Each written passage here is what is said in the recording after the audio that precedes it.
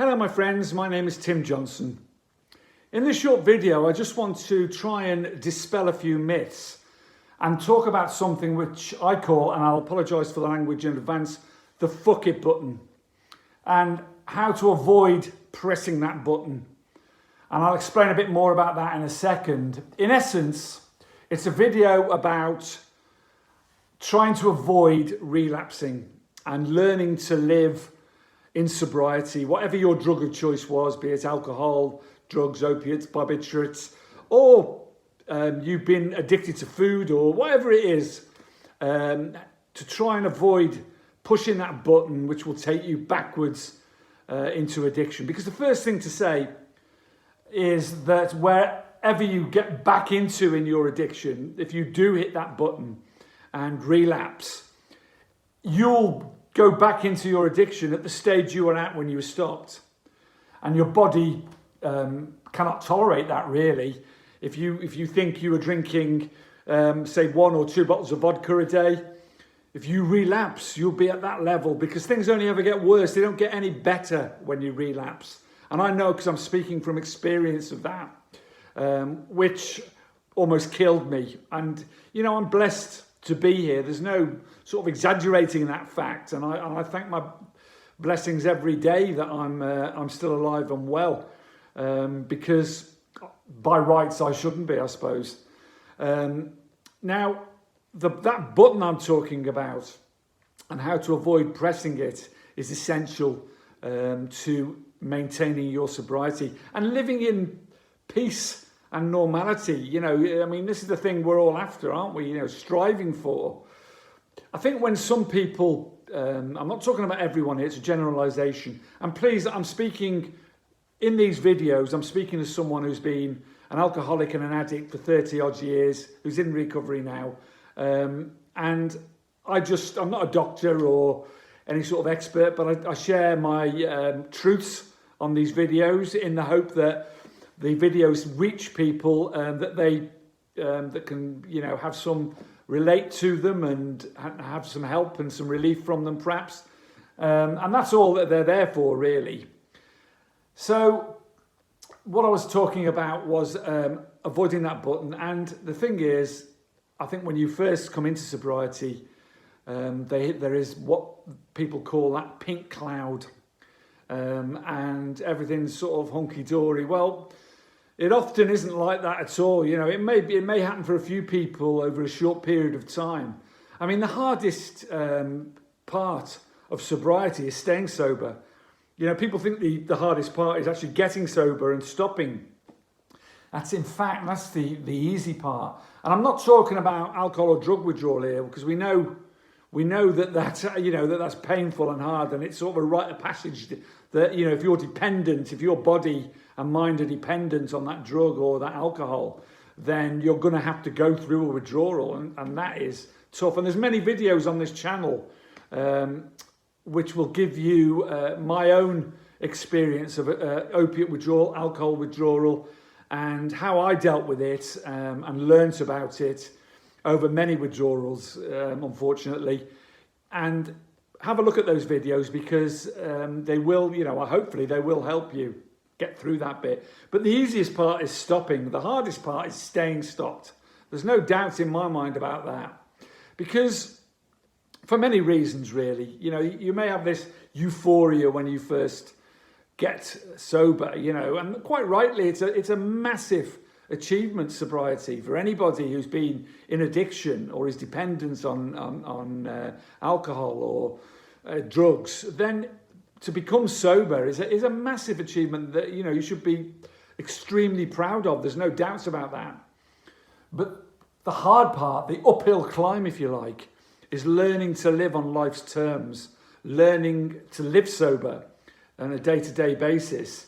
And sometimes it's a minute-to-minute basis, because there's a reason for a lot of these sayings that you discover in AA and other groups, like, you know, keep it in the day or keep it in the moment.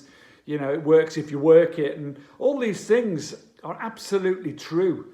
You know, keep it simple. You know, they may sound cliched to some people, but I assure you that they're not. They really do work, and they're essential to maintaining your sobriety. And there's many other sayings as well, and that will remind you to keep it in the moment and keep it in the second. And sometimes it's a daily struggle, because whoever you are, whatever your circumstances, whether life's treating you well or not, it can be shitty sometimes. And for some people, it's a lot worse than other people. You may find you're sober, but you're on the way to being homeless. You may have lost your job. You may have lost your family, your friends. Struggling to survive and buy food sometimes, but you're sober, and you have to thank God for that. But it can be shitty. There's no doubt about it. And a day-to-day, minute-to-minute struggle. And even if you're in a situation where you're living a fairly good life, you're lucky, you're blessed, you should be grateful, but things happen in your life. Disasters happen. God forbid, but you lose people from your life. Death happens. Struggle happens. Life can treat you shittily sometimes, and it can build up and build up and build up. And if you're not putting the work in, if you're not watching your thoughts, and you're just cracking on and trying to grind through without having some sort of program in place. Now, I'm not here to preach. I'll tell you now that if I attend AA, it has been the only thing that has ever worked for me. But I'm not here to preach about it, because it's attraction rather than promotion with AA, as NA and CA and a lot of these other groups. And there are other great groups around which aren't AA and CA, but practice different principles like smart sobriety, and groups online, and many, many groups. And they may be suitable for you and may do a similar job. But the only thing that's truly ever worked for me is AA, and I'm not ashamed to admit that. In fact, I'm very proud to admit that. And it's given me an inner peace. But if I don't put the work in, if I don't attend my meetings, if I don't work that program, then I slip backwards extremely quickly, and my ego comes into play. And my ego tells me that I can run my life again, and I can manage, or I can moderate, or I can perhaps have a drink to make myself feel better, or a drug to make myself feel better. And things build up outside of those thoughts in your life. Struggle and strive, making ends meet, the cost of living, the war in Ukraine, the news you read daily, that grinds you down, the pandemic, and all of that life happening, shit happening around you, until you become, and it's again not a cliche, hungry, angry, lonely, tired. They're massive signs to watch out for. You stop sleeping properly, you stop eating properly, you get angry at the world and angry at yourself. You become lonely and start isolating. You're tired of everything. And there you go, bump, you hit the fuck it button. You think, fuck it. I deserve a drink. I deserve a drug. I deserve, to a reward for coping. And it'll help me cope. It'll help me get through this. I'll immediately feel better. And you will for a matter of seconds, moments, minutes. And then your illness will strike.